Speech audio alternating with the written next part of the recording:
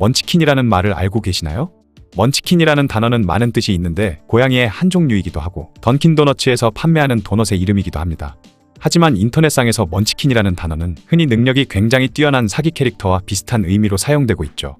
그냥 혼자서 모든 걸 다 해내버리는 그런 최강 캐릭터를 말하는 것입니다. 조선시대에도 이런 먼치킨인 인물이 많았는데요. 오늘은 그중 최강의 먼치킨 왕인 정조에 대한 이야기이죠. 하지만 오늘은 정조의 전반적인 삶 말고 다른 재미있는 이야기를 해볼까 합니다. 정조는 다들 잘 아시다시피 굉장히 똑똑한 왕이었죠. 그만큼 그는 독서광으로 잘 알려져 있습니다. 정조는 어떤 책을 다 외우기 전까지는 지독하리만치 그 책만을 읽었다 보니 수많은 조선왕들 중에서 유일하게 모든 경서를 완벽하게 암기하고 있었다고 하죠. 그가 책을 완벽하게 외웠다는 증거도 존재하는데요. 사관이나 승지들이 적절한 인용구를 찾지 못하거나 잘못된 인용을 했을 땐 자신이 직접 어떤 책의 몇 페이지 몇 번째 줄까지 알려주면서 써야 할 인용구를 알려주거나 잘못된 인용은 고쳐주기도 했다고 하죠. 이때 신하들이 정조가 말한 책의 몇 번째 줄까지 찾아보니 토시 하나 틀리지 않아서 깜짝 놀란 신하들이 다리에 힘이 풀려 주저앉았을 정도였다고 합니다.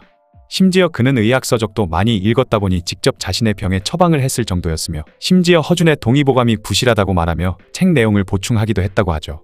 스스로의 능력이 워낙 뛰어나다 보니 능력이 떨어지는 신하들을 많이 깔보기도 하는데요.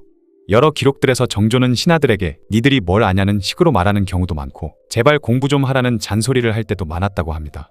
이런 거만한 태도를 보이는 왕이었지만 신하들은 도저히 반박할 수가 없을 정도였다고 하죠. 심지어 정조 15년 때는 경연을 없애버렸는데요.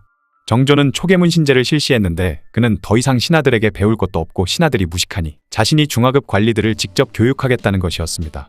조선시대에는 왕도 공부는 하기 싫었는지 과거부터 경연을 잘하지 않는 경우가 많았는데 만약 경연을 잘하지 않는 왕이 있으면 신하들이 득달같이 달려들어 난리를 쳤기 때문에 억지로라도 경연을 했어야 했죠. 하지만 정조가 경연을 없앤다고 했을 때는 신하들도 입국다 타고 별말 못했었다고 합니다. 그 정도로 정조가 똑똑한 건 신하들도 인정하고 있던 것인데 더 대단한 점은 무예 실력도 장난이 아니었던 것이죠. 과거 명군으로 일컬어지던 왕들은 모두 하나씩은 아쉬운 점이 있었는데 태조 이성계는 무예는 뛰어났지만 정치력은 좀 떨어졌고 세종과 성종은 지덕체 중 체가 아쉬운 부분이었지만 정조는 지덕체를 모두 갖춘 왕이었습니다. 그가 화살을 100발 쏘면 항상 98발을 명중시켰고 50발을 쏘면 49발을 명중시켰다고 하는데요. 전부 다 맞출 수 있었지만 한 발씩은 일부러 맞추지 않았던 것인데 겸손이 미덕이었던 시대이기도 하고 군주는 스스로의 재주를 자랑해서는 안 되었기 때문이라고 하죠. 어쨌든 활을 워낙 잘 쏘다 보니 이성계의 현신이라는 말도 나왔던 문무를 겸비한 왕이었던 것입니다. 그는 백성들에게는 관대한 왕이었던 반면 신하들에게는 얄짤없이 불같은 성격을 보여줬다고 하죠.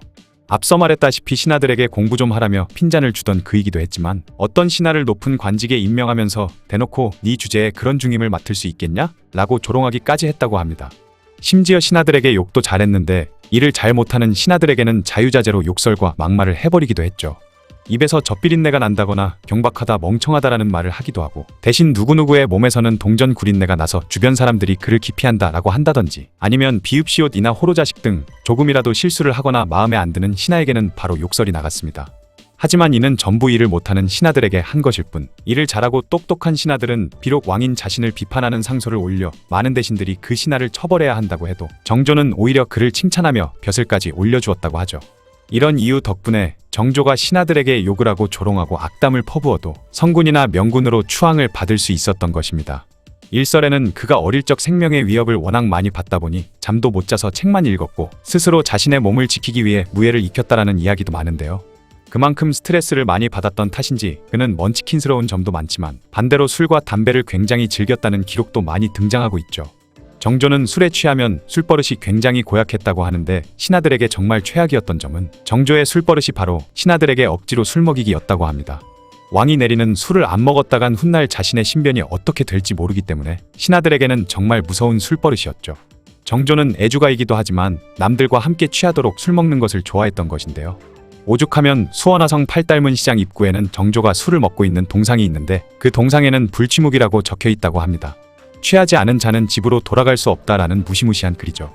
어느 날 정조는 성균관 제술시험에서 합격한 유생들을 불러 연회를 벌였는데 그때 유생들에게 옛사람의 말에 술로 취하게 하고 그의 덕을 살펴본다고 하였으니 너희들은 취하지 않으면 돌아가지 못한다고 생각하고 각자 양껏 마셔라 라고 말했습니다.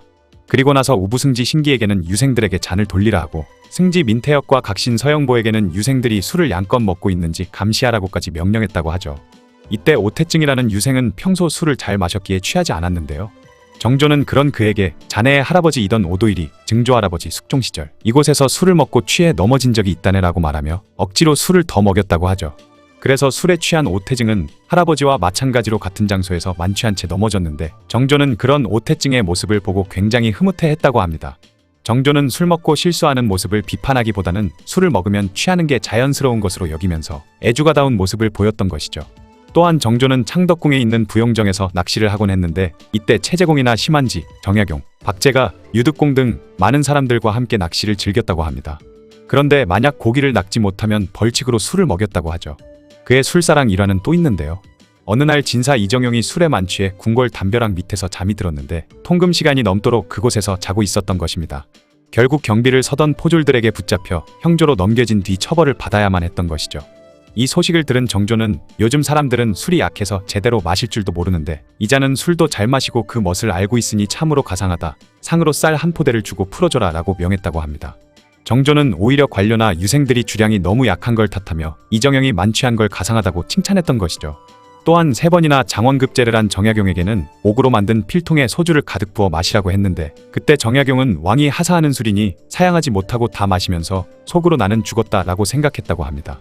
그리고 훗날 정조는 정약용에게 삼중소주라는 술을 하사했는데 문제는 이 삼중소주가 3번이나 증류했고 물을 타지 않은 최소 70도 이상의 독한 술이었다고 하죠. 왕이 이렇게 술을 좋아하다 보니 백성들 역시 영향을 받았는지 한양에 술집이 많이 생겼는데 갑자기 너무 많이 생기다 보니까 술집을 없애야 한다고 상소가 올라올 정도였다고 합니다. 술 외에도 그는 굉장한 꼴초이기도 했는데요. 심지어 그는 조선을 흡연의 나라로 만들겠다고 선포할 정도였습니다. 정조는 담배처럼 유익한 것도 없다며 답답한 속과 꽉 막힌 심정을 뚫어주는 것도 담배라고 말하면서 이 담배를 백성들에게도 널리 베풀어야겠다고 했었죠. 또한 담배 덕분에 스트레스가 날아갔다라고 말하기도 하고 담배는 소화에도 좋고 추위나 더위도 쫓아낸다라면서 담배를 극찬했던 것입니다. 심지어 담배에 대한 시까지 썼으며 책문의 시험 문제로 담배의 유용성에 대해 논하라라고 내기도 했죠. 그러자 어떤 사람이 담배를 이롭게 사용하고 생활에 윤택하면 된다. 담배만 천하게 여길 까닭이 없다라는 식으로 답안을 썼는데 이 답안을 본 정조는 담배가 출현한 것은 인간을 사랑하는 하늘의 마음에서 비롯되었다. 온 백성이 담배를 피우게 해서 그 효과를 확산시켜 담배를 베풀어준 하늘에 보답하자 라고 말하기까지 했다고 합니다. 그런 정조의 바람 덕분이었을까요? 4~5살 어린아이들까지 담배를 피기 시작했고 어린 여자애들도 길을 걸어다니며 담배를 폈던 것이죠. 심지어 최재공이 70대의 나이에 어린 유생들이 담배를 뻑뻑 피워대자 그들에게 한 소리 했는데 유생들이 최재공을 알아보지 못하고 오히려 더 큰 소리를 친 사건까지 발생하기도 했습니다. 결국 여기저기서 담배 예절에 대한 말들이 나오기 시작하기도 했죠. 정조는 먼치킨스러운 모습도 분명히 있지만 인간적인 모습도 보여주는 것 같네요.